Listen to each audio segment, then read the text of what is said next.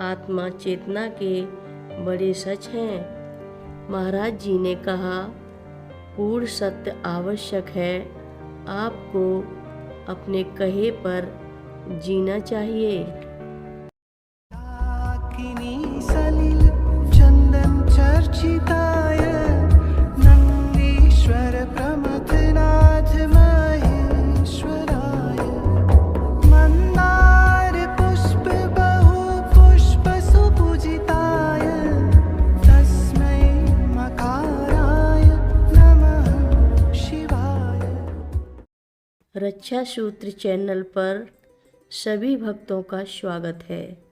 हम सभी भक्तों को महान संत नीप करोरी बाबा जी महाराज की अद्भुत पावन कथाएं सुनाने जा रहे हैं।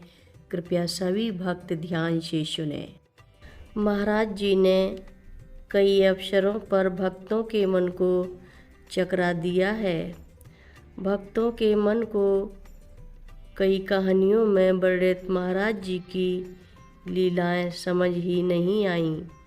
इन लीलाओं ने भक्तों को कई नियमों में कुछ हटकर सोचने के लिए मजबूर कर दिया और यह निश्चित रूप से मस्तिष्क के उच्च शक्ति की तरफ इशारा करता है। ये लीलाएं भक्तों को उनकी जीवात्मा के लिए सचेत करना शुरू करती है। एक भक्त की छोटी सी कहानी है। यह उनमें से है जो इसे प्रकट हुए देखने वाले लोगों को बहुत गहनता से प्रभावित करेगी। हम आश्रम के सामने महाराज जी के साथ बैठे थे जब एक साधु चलता हुआ गेट के अंदर आया। उसकी बड़ी बड़ी जटाएं थीं और दाढ़ी थी। उसने रुद्राक्ष की माला पहनी हुई थी और हाथ में त्रिशूल लिए हुए था। जैसे ही उस आदमी की ओर देखा, बाबा जी कूद पड़े और उसकी ओर भागे। बाबा जी उस आदमी से मिले, 1-2 मिनट बात की और फिर वह आदमी गायब हो गया। वह बस गायब हो गया। उषा बहादुर चिल्लाती हुई आई। कौन था वह व्यक्ति? महाराज जी ने इसके बारे में एक शब्द भी नहीं कहा। रीढ़ की हड्डी, जो निश्चित रूप से मन का ही विस्तार है, मनुष्यों की सबसे यंत्रवत क्रियाएं नियंत्रित करती है। यदि आप संगीत बजा रहे हैं या कार चला रहे हैं या खेल में प्रतिस्पर्धा कर रहे हैं, आपकी रीढ़ की हड्डी में जो क्रमादेश बनाया गया है उसी का उपयोग कर रहे हैं।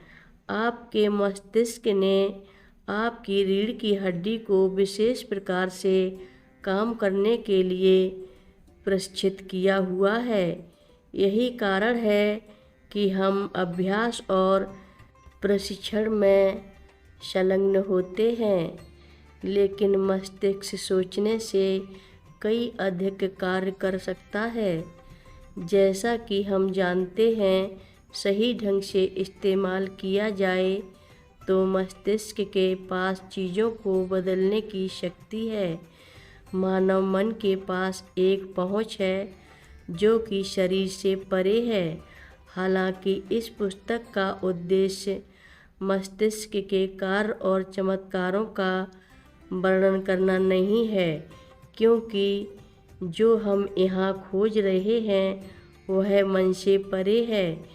यदि आप अपने मन की क्षमताओं के साथ खेलना चाहते हैं तो इस दुनिया में खोज के पर्याप्त साधन हैं।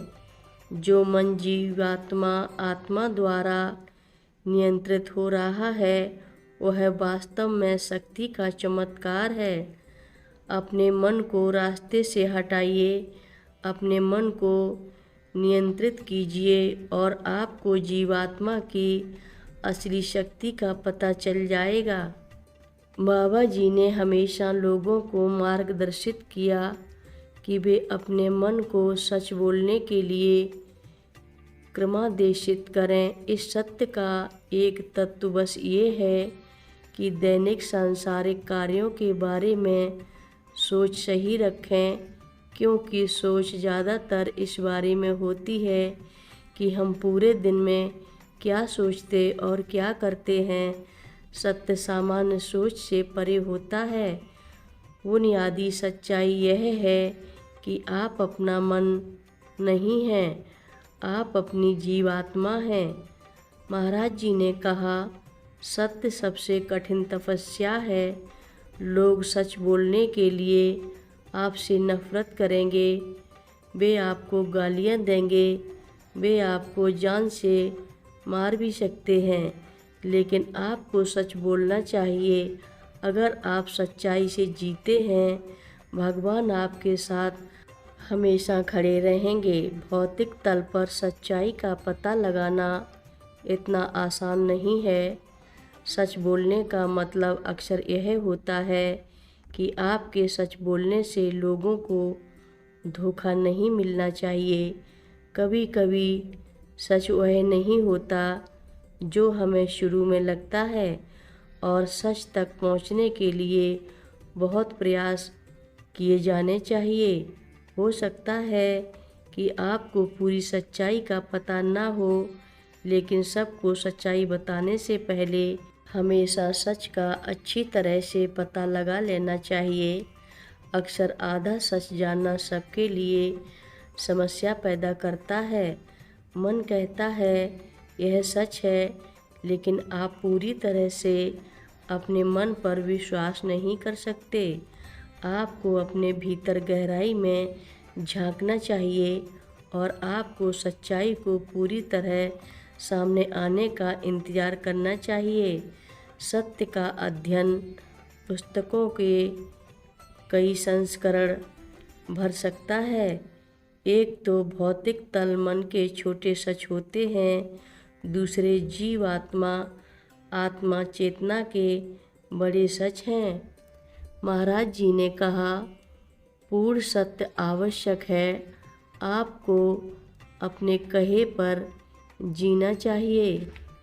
हर रोज़ महाराज जी की कथाएं सुनने के लिए रक्षा सूत्र चैनल को अवश्य सब्सक्राइब करें, शेयर करें और लाइक करें।